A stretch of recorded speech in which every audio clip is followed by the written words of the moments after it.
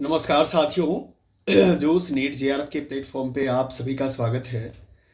साथियों, जैसा कि पता है कि हम लोग अभी जुड़े हैं आपके साथ यानी यूजीसी नेट एग्ज़ाम जो दिसंबर 2025 में होने वाली है, उसको ध्यान में रखते हुए पेपर 1 जो 50 क्वेश्चंस आते हैं 100 मार्क्स के, उस कड़ी के लिए जुड़े हैं। आपको ये भी पता है कि आज का जो मेरा टॉपिक है, शोध अभिक्षमता यूनिट 2 जो है, रिसर्च एप्टीट्यूड जिसे कहते हैं। रिसर्च एप्टीट्यूड के लिए मैं आपको बता दूं, आपके संज्ञान के लिए, कि इस रिसर्च एप्टीट्यूड की ऑलरेडी 6 लेक्चर्स कंप्लीट हो चुके हैं, जो आपको प्लेलिस्ट में सीक्वेंस वाइज यूनिट वाले में जाएंगे, यूनिट सेक्शन में जब शोध अभिक्षमता रिसर्च एप्टीट्यूड वाले में मिल जाएगा आपको ऑलरेडी। साथ ही मैं बता दूं कि यूनिट 1 कंप्लीट हो चुका है, पूरे 10 लेक्चर के साथ कंप्लीट हो चुका है। आप जाकर के देख सकते हैं, जब जाएंगे आप प्लेलिस्ट में तो ऑलरेडी आपको जब देखेंगे कि UGC net PYQ UGC net paper 1, तो आपको ऑलरेडी उस सेक्शन में कंप्लीट एक कोर्सेस मिल जाएगा। ठीक है, तो इसी भाग को हम अगली भाग स्टार्ट करने के लिए मैं आपके साथ ऑलरेडी आपको मैं बता दूं किस तरीके से मेरा जो लेक्चर चल रहा है। आप यहाँ देख पा रहे होंगे कि किस सिस्टमेटिक वे से, कलरफुल तरीके में आपके लिए एक शॉर्ट एनालिसिस, जो आप एग्जाम के समय भी अगर देखेंगे तो बहुत अच्छे तरीके से क्या हो जाएगा, आपका एक मेमोरी में, जो एक सबकॉन्शियस से कॉन्शियस मेमोरी में ऑलरेडी क्या हो जाएगा, आपका चीज़ें आ जाएगा। एग्जाम में यही तो चीज़ें हैं। एग्जाम क्या है सच में? एग्जाम जो है ना, आपके कॉन्फिडेंस का गेम होता है। जब आप एक बार देखते हैं, 2 बार देखते हैं, 3 बार देखते हैं और आपको वो चीज़ें लेयर दर लेयर बन जाता है, तो आपके कॉन्फिडेंस आ जाता है। यानी मैं जस्ट आपको बता दूं कि एक शॉर्ट्स के माध्यम से मैंने आपको बताने की कोशिश किया था कि K for knowledge, B for believe और C फॉर कॉन्फिडेंस। जब किसी के पास ज्ञान होता है, उस ज्ञान को बार बार अभ्यास से विश्वास जग जाता है कि मैं जो कर रहा हूँ इससे सिलेक्शन मेरा होने वाला है, और यही अभ्यास और यही उसको विश्वास एक कॉन्फिडेंस देता है कि जब भी मैं एग्जाम दूंगा तो जेआरएफ मेरा कंप्लीट होगा। मैं ये भी कह सकता हूँ आपको विश्वास के साथ कि फर्स्ट अटेम्प्ट में भी जेआरएफ कंप्लीट होता है, और एक नहीं कई स्टूडेंट्स का होता है, आपका भी होगा। इस विश्वास के साथ काम कीजिए, मेरे साथ जोश से नीट जेआरएफ के साथ आपका सिलेक्शन होके रहेगा। ठीक है, इसी कड़ी को हम आगे बढ़ाते हुए आपके साथ भाग 7 के अंतर्गत, आपको पता है कि मैंने हर एक बोला था जो रिसर्च एनालिसिस या रिसर्च प्रोसेस का जो 7 स्टेप्स था, उस एक एक स्टेप से कि आपको पता है कि प्रत्येक साल इससे 2 से 3 क्वेश्चंस आते हैं, इसीलिए मैं इसको करवाने जा रहा हूँ। ठीक है, चलते हैं हम आगे। फ्री हैंड लेक्चर में हम लेते हैं क्लास। आपको ये भी पता है कि फ्री हैंड लेक्चर जब भी हम लेते हैं तो आपका कंसंट्रेशन यूं ही बना रहे, इसके लिए मैं क्या करता हूँ, वीडियो को बंद कर देता हूँ, जिससे कि आप कंटिन्यू आपका फोकस किस पर बना रहे, अपने एजुकेशन पे, अपनी शिक्षा पे बना रहे। क्योंकि अर्जुन बनना है, अर्जुन बनने के लिए आपको अपनी आंख जो है ना, अपनी जो तीर है वो मछली के आंख पे रखना पड़ेगा, तब जाकर के सिलेक्शन और सफलता मिलती है। चलिए हम चलते हैं अपने आगे की ओर चलते हैं। ठीक है, जब इस आगे की सिलसिला में हम जब आगे बढ़ते हैं, तब आप देखते हैं कि किस तरीके से आपके लिए मेरा जो सेकंड था, क्या था, स्टेप नंबर 4। स्टेप 4 क्या है? कहता है कि न्यायदर्श या प्रतिदर्श चयन। क्या कहता है? न्यायदर्श या प्रतिदर्श चयन बोलते हैं। अगर इसको इंग्लिश की बात करें तो सिलेक्टिंग सैंपल्स बोलते हैं। क्या बोलते हैं? सैंपल्स बोलते हैं। अब सबसे पहली बात आती है कि सर इसे कहते इसको किस तरीके से हम समझ सकते हैं। समझने के बारे में बात करेंगे तो इसको कहते हैं न्याय दर्श की परिभाषा की बात करें तो परिभाषा के स्तर पे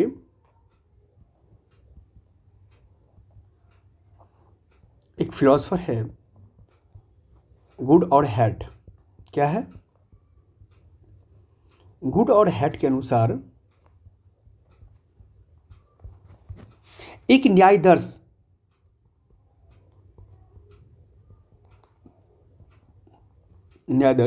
जैसा कि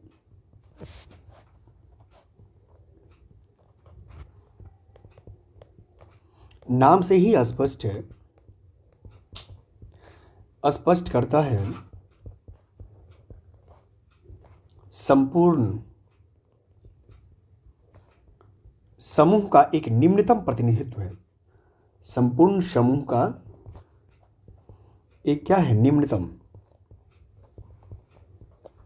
प्रतिनिधित्व है। प्रतिनिधित्व है, ठीक है। अब समझिए, ये जो सेलेक्टिंग सैंपल्स की बात करता है, ये फिलोसफर साहब कहते हैं अपने आप को, क्या कहते हैं, ये कहते हैं कि जो ये न्यायदर्श की परिभाषा है, इस परिभाषा में कि एक न्यायदर्श जो है, जैसा कि नाम से स्पष्ट करता है कि संपूर्ण समूह एक निम्नतम क्या है, प्रतिनिधित्व करता है। जिसको हम इस तरीके से आप समझ सकते हैं, पॉइंट नंबर वाइज अगर समझना चाहें तो पॉइंट वाइज समझ सकते हैं। पॉइंट में कहते हैं कि सीमित समष्टि, इसको क्या बोलते हैं, फाइनाइट। अब मैं आपको बता देता हूं कि इसको किस प्रकार से कहते हैं। जैसे मान लिया जाए कोई ऐसा चीज़ है ऐसी समष्टि की गणना की जा सके, जिसका क्या है, फाइनाइट है, गणना की जा सकती है, गणना हम जिसका कर सकते हैं, गणना कर सकना, जिसको फाइनाइट कह सकते हैं कि इसका कितना इकाई है, कितना यूनिट वर्ड सूचीबद्ध है। एक दूसरा होता है इनफाइनाइट, जिसको असीमित बोलते हैं। क्या बोलते हैं, असीमित बोलते हैं, जिसको इनफाइनाइट बोल सकते हैं, ठीक है। अब जब ये बात करेंगे तो इसमें यही है, गणना ना की जा सकती है, गणना ना की जा सकती है। अब कुल मिलाकर के आपने देख लिया इस तरीके से। अब किसके बारे में कहता है, ये शोधकर्ता, यदि शोधकर्ता को समष्टि के बारे में प्रदत्त डेटा प्राप्त करना होता है तो इसे दो प्रकार से, इस प्रकार से क्या करता है, देख लेता है, डेटा प्राप्त करने के लिए। अब इसको कह सकते हैं डेटा प्राप्त करने के लिए होता है, करने के लिए होता है, ठीक है। डेटा की तो बात आती है, कुल मिलाकर के डेटा का है। अब देखिए, इसके लिए एक बात मैं बता रहा हूँ आपको, जब आप समझेंगे तो आपको लगेगा कि सर ये क्या चीज़ है, आपने बता दिया। ये मैं बता रहा हूँ कि इसका जो है नीड ऑफ सैम्पलिंग भी होता है। क्या होता है, न्यायदर्श की जो है ना, न्यायदर्श चयन की आवश्यकता, क्यों, आखिर क्यों, आखिर क्यों की बात आती है, नीड ऑफ सैम्पलिंग, ठीक है। नीड ऑफ सैम्पलिंग की बात, पहला पॉइंट आता है इसके अंतर्गत, जिस चीज़ को समझना बहुत ज़रूरी है, अनुसंधान व्यय में कमी। आपको मैं इससे पहले वाले क्लासेज में भी मैंने यही बात कही कि आज के डेट में मॉडर्न एज में जितने भी इनोवेटिव साइंस एंड टेक के माध्यम से जितने भी रिसर्च होते हैं, उसमें काफ़ी ज़्यादा इन्वेस्टमेंट की डिमांड की जाती है। इन्वेस्टमेंट दो प्रकार तो तीन प्रकार से होते हैं, या तो कोई आपको अब सेल्फ इन्वेस्टमेंट कर रहे हो, दूसरा कोई अगर मान लिया जाए एनजीओ है वो इन्वेस्टमेंट फंडिंग कर दे आपको, या गवर्नमेंट कर दे, ठीक है, या कोई इंस्टीट्यूशंस ऐसा है जो आपके नाम से या आपके रिसर्च के ऊपर विश्वास करके करे। लेकिन आपकी भी नैतिक दायित्व बनती है क्या, कि अनुसंधान व्यय में कमी हो, क्या हो, अनुसंधान व्यय में कमी हो, यानी reduction in the cost of research की बात हो रही है, व्यय में कमी की बात कर रहा है, reduction in cost of research, ठीक है। अब बात करता है कि इसका, अब बात करता है कि न्यायदर्श का उपयोग उन सर्वेक्षणों में अधिक होता है जहां सीमित धन, समय, व्यक्तियों और साधनों में क्या है, एक जनसंख्या के विषय में किसी चर का मान कम होता है, ठीक है। अब वहाँ पर कम करने की ही बात तो की जाती है, और ओवरऑल क्या करना है, कम करना है, सीमित संसाधन को कम करना है। दूसरा कहता है कि दक्षता में वृद्धि, क्या करना है, दक्षता में वृद्धि। दक्षता में वृद्धि का मतलब होता है कि इंक्रीज इन एबिलिटी, क्या करना है, इंक्रीज इन एबिलिटी की बात कर रहा है, ठीक है। एबिलिटी, अपने जो आपकी योग्यता है उसमें इंक्रीज करिए, परिणाम और उसको प्राप्त करने के लिए जो किए गए व्यय के अनुपात में दक्षता आपको बढ़ाना पड़ेगा, तब जाकर के सर्वेक्षण एक सही दक्ष के साथ पहुंच पाती है। तीसरी बात होती है परिणाम की शुद्धता, क्या होती है, परिणाम की शुद्धता, शुद्धता यानी एक्यूरेसी ऑफ रिजल्ट की बात होती है। क्या होती है, accuracy of result, accuracy of result, ठीक है। और जब एक्यूरेसी ऑफ रिजल्ट आ जाएगा तो आपको लगेगा कि त्रुटि कम है, क्योंकि देखिए अल्टीमेट क्या है, आपको त्रुटि कम होनी चाहिए। जब त्रुटि कम होता है तो आपकी कॉन्फिडेंस ऑलरेडी क्या हो जाता है, हाई हो जाता है। अब बात आता है कि न्यायदर्श की जो सैम्पलिंग का जो मेथड है, उस मेथड को एक बार हम क्या करते हैं, फिर से हम लोग देख लेते हैं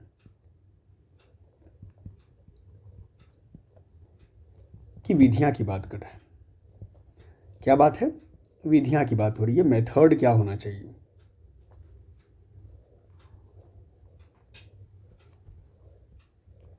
ठीक है।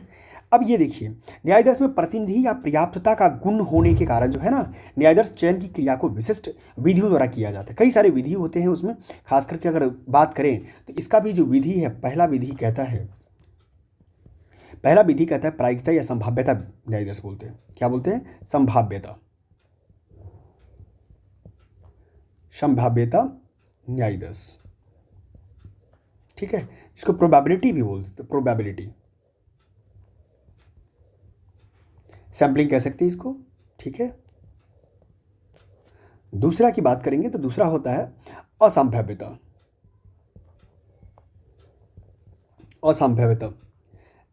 ठीक है, जिसको बोलते हैं क्या? नॉन प्रोबेबिलिटी सैम्पलिंग बोलते हैं। अब हम बात आता है कि सर ये बताइए कि आप जो ये आपने लिखा है क्या, संभाव्यता न्यायाधीश जो आपने लिखा है, प्रोबेबिलिटी सैम्पलिंग, ये किस प्रकार होते हैं? ठीक है, तो इसमें भी जब कोई जनसंख्या कि किसी इकाई को न्यायाधीश में सम्मिलित करने की बात आती है, जनसंख्या, इसका मैं आपको बता देता हूँ कि जब इसको आप लाइनअप करेंगे तो आप लिखिएगा, मेन जो चीज़ आता है जनसंख्या को लेकर के टारगेट किया जाता है, ठीक है, जनसंख्या को लेकर किया जाता है कि जनसंख्या खास करके केंद्र में रहता है, चयन संजोग पर निर्भर करता है इसमें भी, ठीक है। अब चयन की संभाव्यता न्यायाधीश कहते हैं, जैसे संभाव्यता के प्रकार भी अगर कहेंगे तो सिंपल रैंडम होता है, इसमें भी क्या होता है? सिंपल होता है, इसका भी प्रकार है।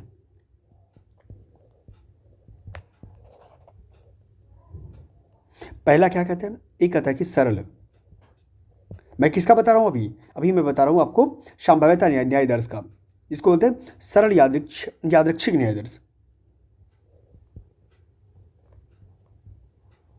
सरल यादृच्छिक न्यायाधीश बोलते हैं।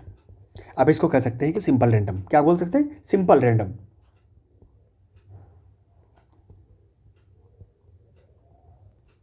सिंपल रैंडम, ठीक है। दूसरा की बात करेंगे तो दूसरा होता है क्या? स्तरीकृत होता है, स्तरीकृत यादृच्छिक न्यायाधीश बोलते हैं। तीसरा होता है समूह, क्या होता है? समूह न्यायाधीश, क्लस्टर बोलते हैं इसको, क्या बोलते हैं? क्लस्टर बोलते हैं। अब बात आता है कि सर ये बताइए, सरल जो होता है, सरल में इस प्रकार की जनसंख्या की इकाइयाँ जो होती है कि क्रमांकित होती है, ठीक है, प्रत्येक इकाई का एक क्रमांक होता है, इसमें क्रमांक दिया होता है, क्योंकि सरल है तो सरल में क्या करेगा? सिंपल 1 2 3 4 करके क्रमांक नोटिस कर देगा। स्तरीकृत में जानते हैं लेयर वाइज होता है, प्रायः जब खासकर समष्टि भी जातीय होती है, हेट्रोजेनस होता है, तब जाकर के चीज़ें, क्योंकि कई सारी जातियों में प्रतिनिधि अलग अलग वर्ग में बटा होता है, इसीलिए उसका अनुपात बांट दिया जाता है, ठीक है।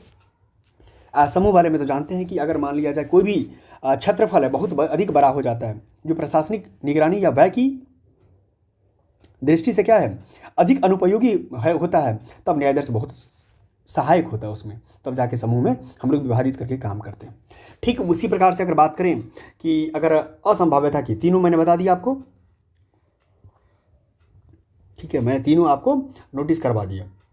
अब ये आता तीसरा, ये असंभाव्यता की बात हो रही है। असंभाव्यता में कुछ नहीं है कि इसमें इसका एक ही चीज़ प्रचलित विधि है, सबसे ज़्यादा क्या है, इस इकाई का चयन प्रचलित पद्धति है। खास करके शोधकर्ता अपने विवेक से इकाइयों का चयन कर लेता है। क्या करता है? शोधकर्ता अपने विवेक से ही इकाइयों का चयन करता है और न्यायाधीश को जो है प्रतिनिधित्व और पर्याप्त बनाने के लिए कुछ नियम या पूर्व ज्ञान का उपयोग करता है। अब देखिए, अगर इसका प्रकार बात करें, इसका भी प्रकार मैं आपको यहाँ लिख देता हूँ, जैसे कि सिंपल समझने की तरफ मैं फिर लिख रहा हूँ। किसका है? असंभाव्यता का है। असंभाव्यता का जो प्रकार की मैं बात करूँ, किसका है? प्रकार की बात कर रहा हूँ। इस प्रकार में अगर आएंगे तो एक होता है क्या, सुविधा न्यायाधीश होता है। क्या होता है? सुविधा।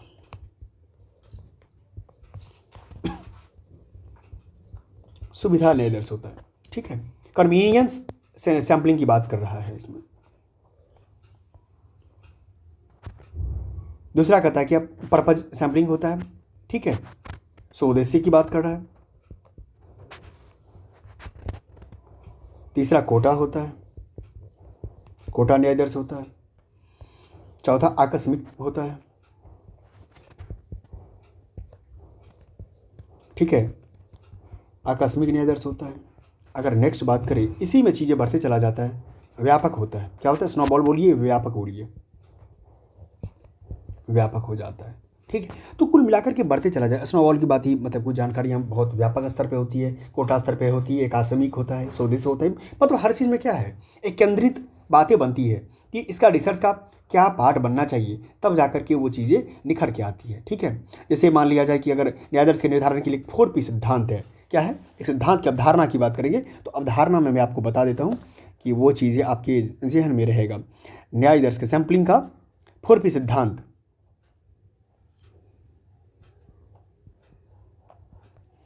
4P concept, sampling.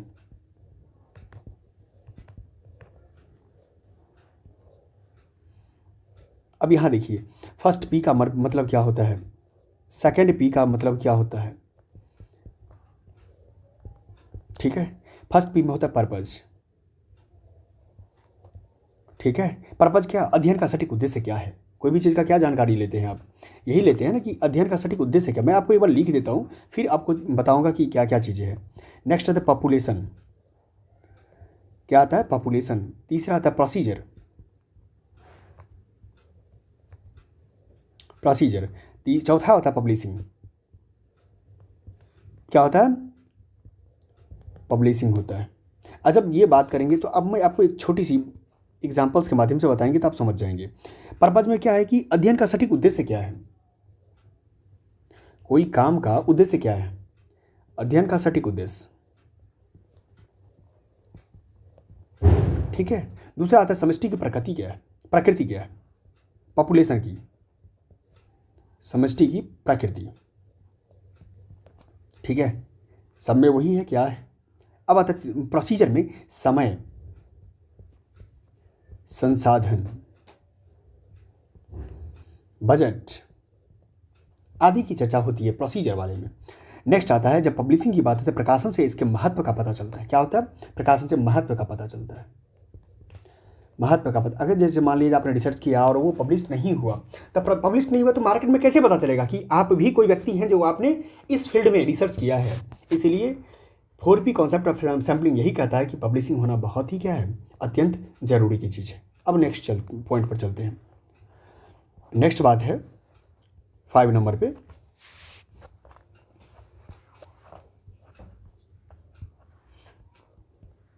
ये कहता है क्या, अनुसंधान प्रस्ताव लेख।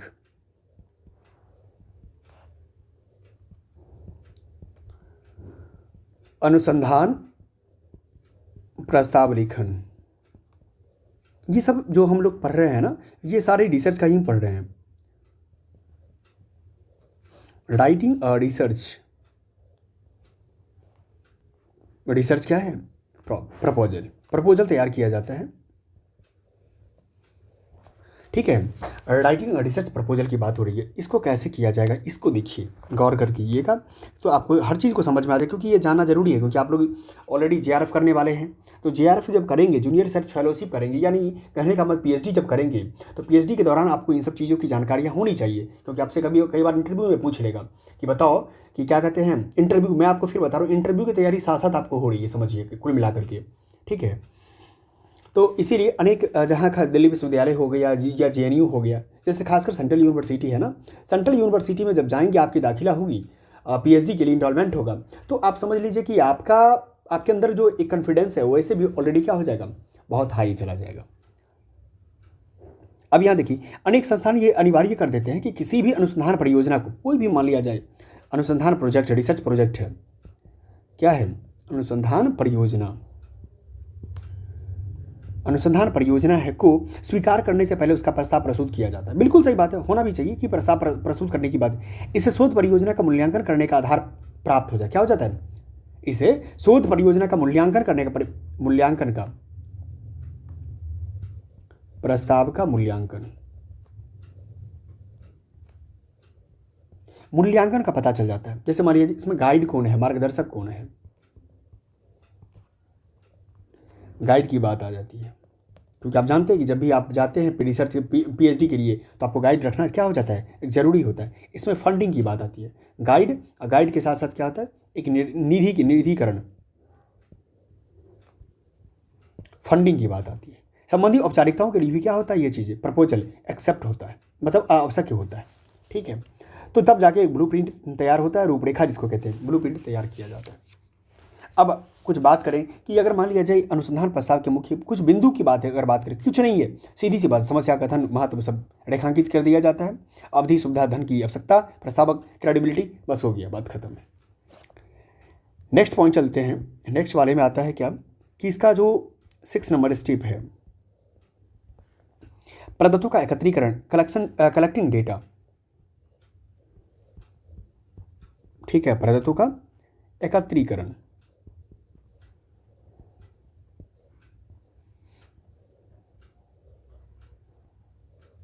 Collecting data.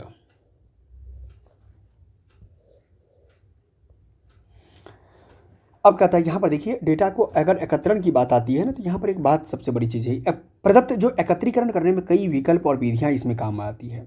शोधकर्ता खासकर जो रिसर्चर होते हैं, जांच की प्रकृति क्या करती है, इसका जांच की प्रकृति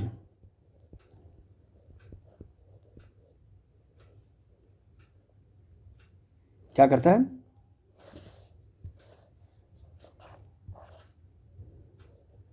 प्रकृति, फिर उसका क्षेत्र, कौन सा क्षेत्र है, उद्देश्य, जांच का उद्देश्य, वित्तीय लागत, ठीक है, वित्तीय लागत, समय की उपलब्धता, समय की उपलब्धता इत्यादि को ध्यान में रख करके ये काम करता है। अब आता है सर्वेक्षण के जो विषय में, खास करके जो एकत्रीकरण के जो कुछ तरीके होते हैं, वो तरीका क्या है, तरीका की बात कर लेते एक बार। मतलब एकत्रीकरण का तरीका, एकत्रीकरण का तरीका, तरीका में जब पहला आता है, एक आता है बाय ऑब्जर्वेशन, अवलोकन के बेसिस पे, अवलोकन के बेसिस पे। दूसरी बात आती है व्यक्तिगत साक्षात्कार, पर्सनल इंटरव्यू के माध्यम से, व्यक्तिगत साक्षात्कार के माध्यम से। तीसरी आती है टेलीफोनिक साक्षात्कार, टेलीफोनिक साक्षात्कार। आप इससे भी डेटा कलेक्ट कर सकते हैं, डेटा ही तो कलेक्ट करना है ना भाई, इसमें ज़्यादा दिमाग क्यों लगाना है। अब आता है मेल से, मतलब जीमेल करके, प्रश्नावली करके, क्वेश्चन फॉर्म में आप जानकारी इकट्ठा कर सकते हैं। 5वां नंबर पे अनुसूचित शेड्यूल के माध्यम से भी कर सकते हैं। ठीक है, इतने तरीका है जहां पर रैंडमली आप क्वेश्चन फॉर्म में आप चीज़ों को, डेटा को एकत्र कर सकते हैं। अब नेक्स्ट आता है 7वें नंबर में कि प्रदत्तों का प्रसंस्करण और विश्लेषण। 7th स्टेप है, याद रखना है, प्रदत्तों का प्रसंस्करण, प्रसंस्करण और विश्लेषण। ठीक है, विश्लेषण की बात हो रही है। अब यहां पर बात करेंगे प्रोसेसिंग की, क्या है, प्रोसेसिंग एंड एनालाइजिंग डेटा।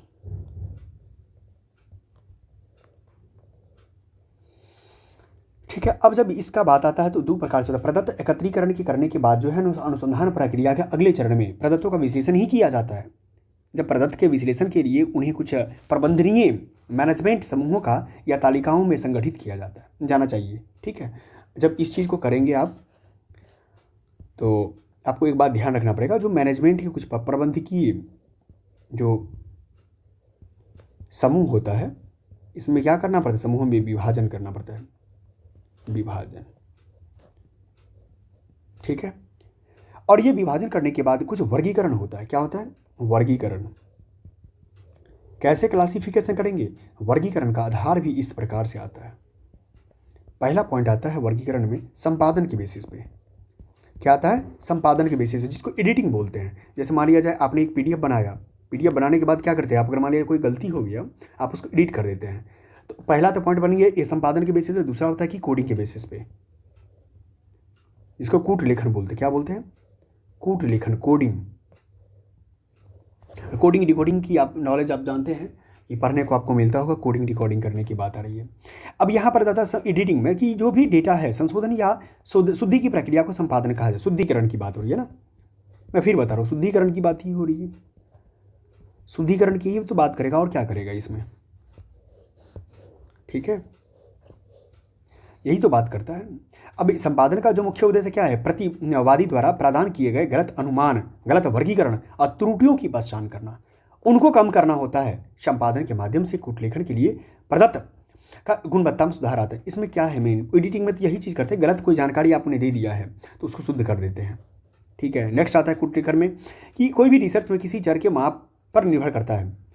सबसे पहले सुनिश्चित किया जाना चाहिए कि प्रदत्त गुणात्मक होना चाहिए। क्या होना चाहिए, डेटा क्या होना चाहिए, गुणात्मक होना चाहिए, गुणात्मक या परिमाणात्मक,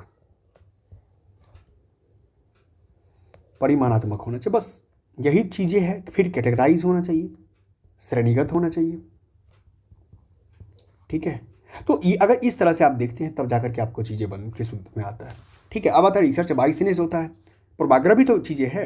एक रिसर्च बाइसनेस का भी तो बात रहता है कि भाई कैसे कोई भी चीज़ को लेकर के पहले ही अनुमान लगे। जैसे मान लिया जैसे शेड्यूल ट्राइब्स एरिया में किसी चीज़ को रिसर्च करने जाना है किसी फंड एनजीओ के माध्यम से, और आपके दिमाग में पहले से बातें बैठ गई है कि इस राज्य के से जो शेड्यूल ट्राइब्स होते हैं वो इस मानसिकता के ग्रसित होते हैं, तो फिर आपके नज़र में कितना भी वो अच्छा बन जाएगा, आपका जो सोच है वो कहीं ना कहीं बाइसनेस का शिकार हो ही जाएगा, ठीक है। तो ये चीज़ को ध्यान में रखना पड़ता है। डेटा का भी क्लासिफिकेशन करते हैं, फिर डेटा का क्लासिफिकेशन के बाद उसमें भी आपको चीज़ें देखने को मिलता है कि एनालिसिस से डेटा कैसे करेंगे, गुणवत्ता परिमाणात्मक मैनुअल भी कई बार करते हैं, कंप्यूटर के माध्यम से भी कर सकते हैं आप। इसमें कहीं से कोई दिक्कत की बात नहीं। जैसे अगर आप इसमें बात करेंगे नोट के बेसिस पे, तो एक IBM का जो है ना, IBM का जो कंप्यूटर सांख्यिकी विश्लेषण कार्यक्रम जो होता है उसके माध्यम से इसको कहा जाता था, ठीक है। IBM का जो है ना कंप्यूटर जो सांख्यिकी है, सांख्यिकीय विश्लेषण जो है कार्यक्रम बोलते हैं इसको, कार्यक्रम जो है इसे काम इसके अंदर एक आंग्ल भाषा था। क्या था, आंग्ल भाषा है। उस आंग्ल भाषा को क्या बोलते हैं,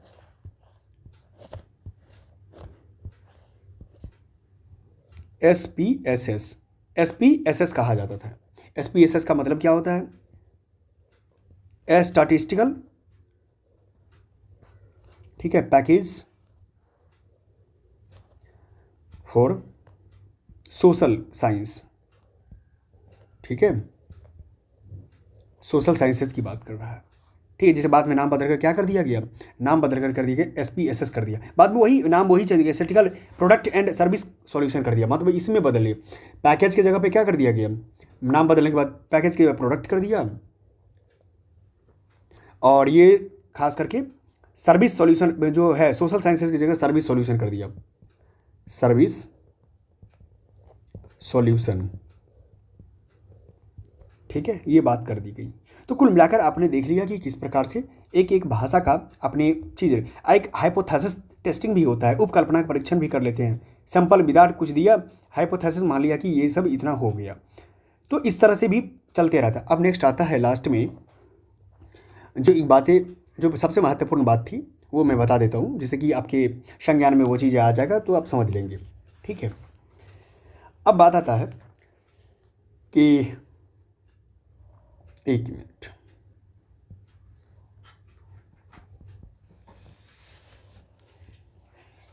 आठवां सोपान की बात करेंगे, स्टेप नंबर 8 की बात करेंगे। स्टेप नंबर 8 की बात करेंगे तो इसमें भी कई सारी चीज़ें विकास होकर के आती है, ठीक है। क्या होता है, विकास होकर आती है, वो देखिए एक अनुसंधान की बात आती है, अनुसंधान रिपोर्ट लेखन की बात आ रही है, इसको हम लोग क्या बोलते हैं, राइटिंग और रिसर्च रिपोर्ट, राइटिंग और रिसर्च रिपोर्ट, राइटिंग और रिसर्च रिपोर्ट, ठीक है। मैं फिर बता रहा हूँ, आप लोग जगे हो या सो गए, ठीक है यार, जग के रहो कम से कम, क्योंकि आपके पास समय हुआ ऑलरेडी वैसे भी कम है, तो इसीलिए जग के रहना है। तो अब हम क्या देख रहे हैं, राइटिंग और रिसर्च रिपोर्ट की बात कर रहे हैं ना। तो राइटिंग और रिसर्च रिपोर्ट में शोध रिपोर्ट का प्रारूप होता है। रिसर्च रिपोर्ट फॉर्मेट एक चीज़ जानकारी मिलती है आपको, जो पहला फॉर्मेट आता है, फॉर्मेट क्या करना है, रिसर्च रिपोर्ट जो है ना, फॉर्मेट होता है। फॉर्मेट की जैसे कोई भी चीज़ का, जैसे कोई भी यूनिवर्सिटी है, अब यूनिवर्सिटी ऑफ एडिलेड हो गया, वहाँ पर चीज़ें बतानी हो आपको, तो कोई भी चीज़ का एक फॉर्मेटिंग आपको दिखाओगे ना, बिना फॉर्मेट का कैसे काम चलेगा। तो फॉर्मेट में क्या होता है, ब्रॉड डिवीजन होता है, व्यापक विभाजन होता है, अनुभाषा का भी रिपोर्ट आता है, जो इंडिविजुअल सेक्शन कहते हैं, तब जाकर के वो चीज़ें क्या आता है। कोई भी मान लो ना कि किसी भी यूनिवर्सिटी का अगर बनाना हो आपको, यूनिवर्सिटी लेवल पे बनाना होता है, तो ये सब फॉर्मेट तैयार करके दिया जाता है, जिसमें दो चीज़ें तो मेंशन होता ही होता है।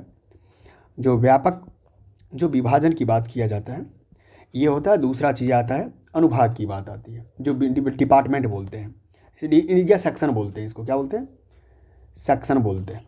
ठीक है, अब यहाँ पर प्रारंभिक सामग्री होता है, इसमें आप देखोगे तो एक चीज़ आपको समझ में आएगा कि क्या क्या होता है। प्रारंभिक सामग्री होता है। दूसरी बात आता है कि इसमें भी क्या चीज़ आता है, तीन चीज़ें घूम करके आ जाती है। रिपोर्ट का शीर्षक, टाइटल की बात आती है ना, टाइटल जिसको शीर्षक बोलते हैं, टाइटल ऑफ रिपोर्ट। ठीक है, टाइटल दे दो, टेबल दे दो, टेबल ऑफ कस्टम्स, जो भी कंटेंट्स देना है वो कंटेंट, ये सब देखो, ये सब ऑलरेडी आप जब पीएचडी में एनरोलमेंट लोगे तो आपको ये सब जानकारी तो मिल ही जाएगा। बाकी जानकारी के बेसिस पे ये सब चीज़ें होती है। बस सिनॉप्सिस बोलो, क्या दिक्कत है, सिनॉप्सिस बोल सकते हो। ठीक है, तो ये सब चीज़ें चलते रहता है। बाकी अगर प्रधान की बात करोगे, बीच का प्रधान भाग का भी आता है, इसमें कुल मिला के परिचय, इंट्रोडक्शन होता है। ठीक है, मैथडोलॉजी होता है, रिजल्ट्स होता है, डिस्कशन होता है, कंक्लूजन होता है। तो मैं फिर कहता हूँ ये सब चीज़ें अभी जानकारी उतना मत लो। और नेक्स्ट आता है पूरक सामग्री के लिए आप क्या करते हैं, लास्ट में अपेंडिक्स बिब्लियोग्राफी देते हैं कि संदर्भ सूची के बेसिस पे कि कहाँ से आपने ये चीज़ कंटेंट को उठाया है। बिब्लियोग्राफी और परसिस्ट हम लोग क्या करते हैं, लास्ट में ऐड करके आप रिपोर्ट फॉर्मेट को डाल देते हैं। यही चीज़ें आपका क्या है, कुल मिलाकर के रिपोर्ट सर्वेक्षण का ये आपका पार्ट बन गया। अगर बीच में वाले देखो तो आप कहोगे कि सर आप इतना किए तो लिख ही दीजिए, परिचय इंट्रोडक्शन वाले पार्ट में हो गया, फिर साहित्य समीक्षा हो गया आपका, क्योंकि रिव्यू तो करेगा ना, बिना समीक्षा का कैसे कोई भी पब्लिश होगा आपका रिसर्च। फिर क्रियाविधि आ जाता है, क्या प्रोसेस था आपका, क्रियाविधि हो गया, परिणाम रिजल्ट क्या आया, रिजल्ट लिखता है, फिर लास्ट में कंक्लूजन निष्कर्ष आ जाता है। ठीक है, निष्कर्ष आ गया। तो ये सब चीज़ें बात आपको कुल मिलाकर के देखनी होती है कि ये आपको अनुभाग में मैंने बता दिया, और तब जाकर के ये चीज़ें आपका क्या हो जाता है, बन करके तैयार हो जाती है। इसी प्रकार से हम लोग देखते हैं कि कुल मिलाकर के जितनी चीज़ें की ज़रूरत होती है रिसर्च एप्टीट्यूड के रिगार्डिंग, तो रिसर्च एप्टीट्यूड में हम लोग क्या करते हैं, वो रिसर्च एप्टीट्यूड में हम लोग बेहतर बनाने की कोशिश में लगे रहते हैं कि ये मेरा किस प्रकार से, ठीक है, चलते रहेगा।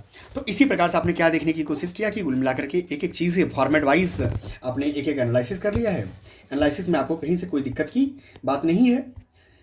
अब देख रहे हैं कि आपके लिए मैं ऑलरेडी मेंशन कर दिया हूँ सारा चीज़, एकत्रीकरण का तरीका, क्या क्या करेंगे, जितने भी रिपोर्ट, टोटल मैंने 8 स्टेप्स की बात थी, 8 स्टेप्स मैंने आपको क्या कर दिया, बता दिया।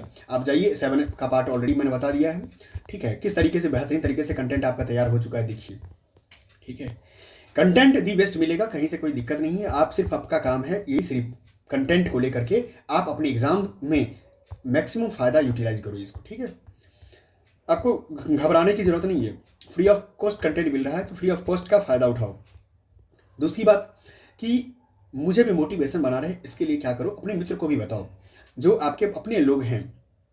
जैसे क्या होता है, आपका कमी तो नहीं हो जाएगा ना, आपको तो कंटेंट मिल ही रहा है, साथ में प्रयास करो कि उसका भी भला हो जाए। ठीक है, जो नीट जेआरएफ के बारे में बताइए, अपने मित्र के बारे में बताइए। अगर विशेष आपको अगर कनेक्टिविटी के तौर पे आप चाहते हैं, मान लिया जाए, एक बात और मैं बार बार भूल जाता हूँ कहना, कि अगर मान लो कि कोई आपके जान पहचान में कोई लोग ऐसे हैं जो ऑलरेडी नेट क्वालिफाई किया हुआ है, ठीक है, अगर वो चाहता है अपना इंटरव्यू देना, तो हमारे चैनल पे इंटरव्यू दे सकता है। ऑलरेडी हमारा व्हाट्सएप जो है ना, हमारी टीम का व्हाट्सएप में, जो आप अबाउट सेक्शन में जाएंगे तो आपको व्हाट्सएप का एक मैसेज फॉर्मेट आएगा, जिसमें जो उस नीट जेआरएफ की टीम का आएगा, उसमें आप मैसेज डाल दोगे कि सर मैं इंटरव्यू देना चाहता हूँ, मैंने नेट क्वालिफाई किया हूँ, कि इस बार आप अपना क्या करना, एडमिट जो आपका होगा मार्कशीट होगा वो मार्कशीट सेंड कर देना, मैं आपको इंटरव्यू दूंगा करूंगा, ठीक है। और जिससे क्या होगा ऑलरेडी आप चीज़ें कनेक्टिविटी के तौर पे आ जाएंगे। थैंक यू, आप पढ़ते रहिए, मस्त रहिए, खुश रहिए और अपनी एग्जाम्स को केंद्रित कीजिए। धन्यवाद।